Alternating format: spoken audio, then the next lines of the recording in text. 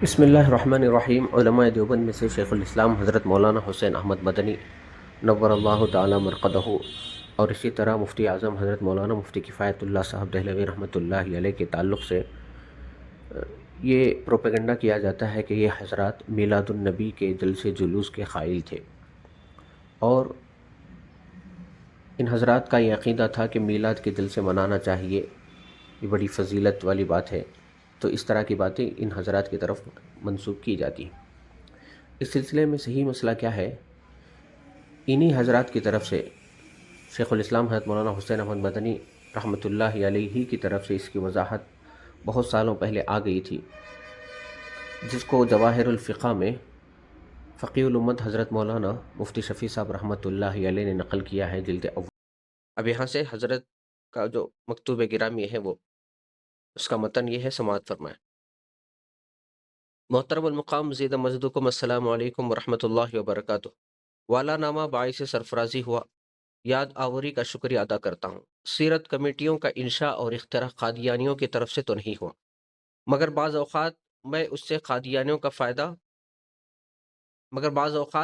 قادیانیوں نے فائدہ ضرور اٹھانا چاہا اور اٹھایا۔ اس کا بیڑا اٹھانے والے شیخ عبد المجید صاحب قریشی ساکن پٹی لاہور ہے۔ قریشی صاحب نے ابتدا میں اس کے متعلق مختلف مقامات سے رائے لی، چنانچہ میرے پاس اور مولانا کفایت اللہ صاحب کے پاس بھی ان کے خطوط آئے تھے۔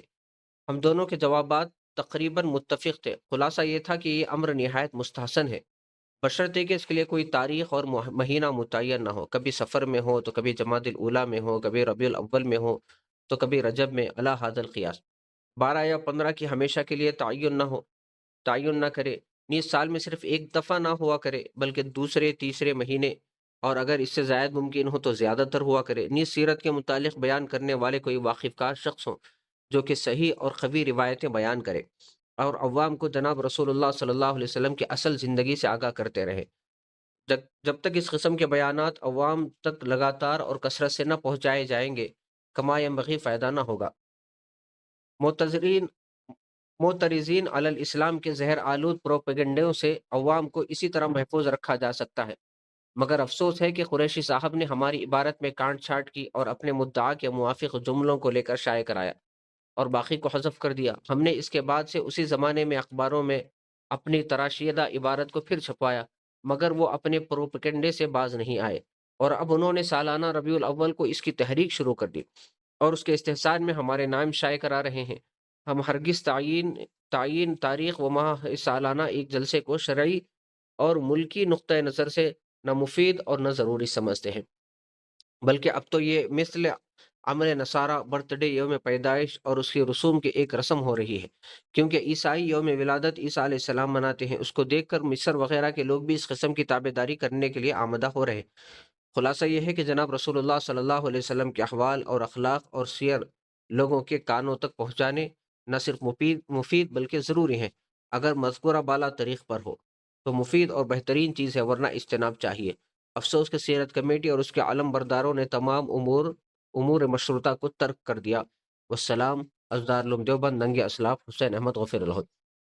اس مفصل تحریر کے بعد میں امید کرتا ہوں کہ عمل کرنے والوں کے مسئلے میں کوئی اشتباہ باقی نہ رہے گا اور معاندین کی بحث کا خاتمہ کسی حجت و دلیل سے غیر ممکن ہے۔ واللہ سبحانہ و تعالی ولی